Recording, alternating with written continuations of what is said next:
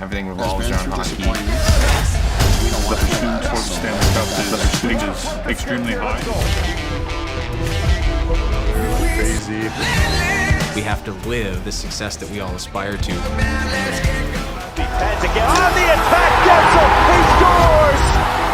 Bang, bang! The Toronto Maple Leafs thrashed the Pittsburgh Penguins 7-0 at Scotiabank Arena on Saturday. Along with that, Martin Jones remained the star of the game with 38 saves for his first shutout of the season. Welcome back to another video where we are going to discuss the highlights and major aspects of the Maple Leafs versus Pittsburgh Penguins. Let's get into it. Let's talk about the hero of the match, Martin Jones first. Jones made his second start of the season for the Maple Leafs. In 5 games with Toronto of the American Hockey League, he is 2-1-1 with a 3.37 goals against average and a .870 save percentage. It seems like he's getting better match after match, which is a good sign for the Maple Leafs. Martin said, "It was a pretty impressive game, top to bottom, start to finish. He further added, that's an effort we can definitely build off of. There are a lot of positives out of tonight.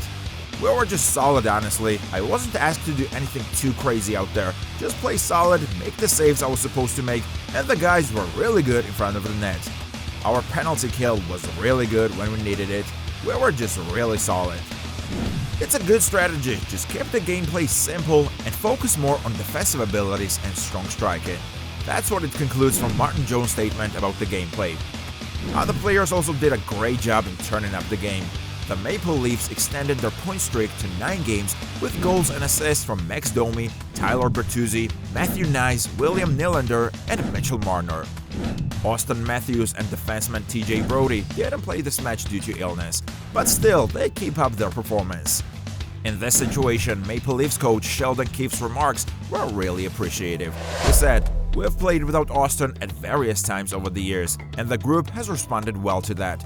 I'm very pleased with how the guys performed today throughout the lineup. Excellent enthusiasm and a strong start to the game. Nice got us started, and the guys never looked back." This is the real momentum of playing. I guess strong coaching also plays an important role in team performance. Thankfully, Sheldon Ke is one of them. Alright, now let's discuss the gameplay of Pittsburgh Penguins. Tristan Jarry allowed 4 goals on 14 shots for the Penguins, who had won 2 in a row. Alex Nedeljkovic made 18 saves in relief.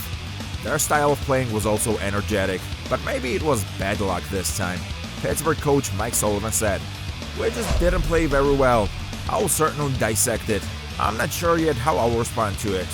It's a humbling experience when we don't perform to our expectations. That is disappointing. We're all in this together. We've got to figure this out." Mike's remarks are very constructive. This is an example of a rising team that always tries to improve in their next game. Knies, who had missed the previous 2 games due to sickness, scored at 1 minute 57 seconds of the first period, taking a pass from Domi in the neutral zone, cutting around Ryan Graves and lifting a backhand over Jarry's glove at the top of the frame. Likewise, Marner made it 2-0 by taking a ball from Nicholas Robertson and shooting high glove from the slot.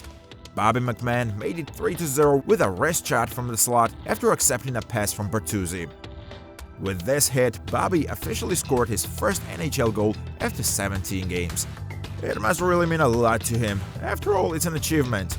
After the match, he said, "I just wanted that puck in the slot. I knew I had some time there. Bertuzzi made a nice play, and I saw it hit the mesh. A bit of relief came over me, and then just more excitement and emotion, I think." Now, the second period has started. Domi put the Maple Leafs up 4-0 with a breakaway goal that went through the slot, post Jarry, and into the net despite an extended blocker. Penguins captain Sidney Crosby said, "You can't chase the game when you're up against them. You're going to pay if you give them space and open up. I believe we fell behind there and attempted to force things to catch up, which is what happened." And when the penalty play started, John Tavares made it 5-0 when Nylander's shot hit him in the front of the net and hit backhanded in a loose ball at the top of the crease. It was a good goal from John. I think his high hockey IQ and playmaking talents enable him to understand the game and make sound judgments on the ice. This thing distinguishes him as an NHL star. What are your thoughts about it? If you haven't subscribed, let's smash the red subscribe button below. Keep watching. And in the same period, Noah Gregor's power play goal from the slot increased the lead. At this moment, the Maple Leafs put another goal in the bucket, scoring 6-0.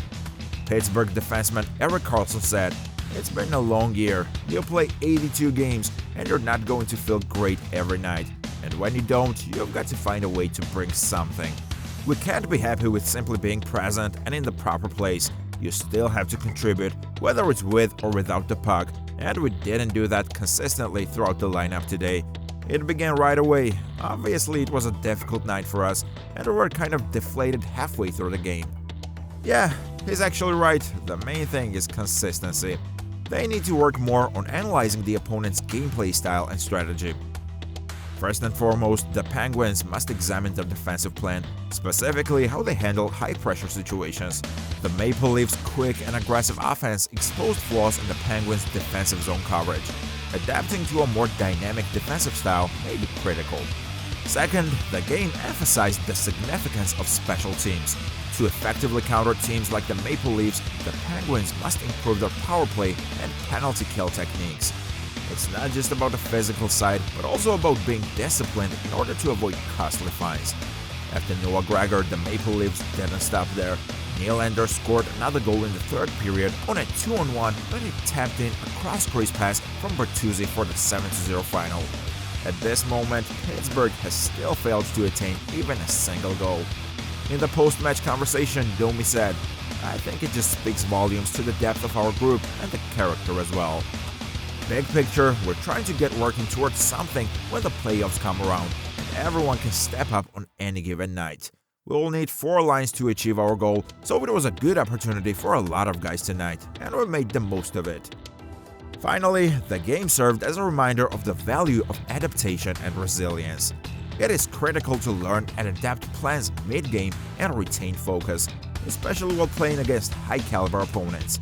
While the loss was unfortunate, it provided vital insights that the Penguins can use to improve their approach in future games.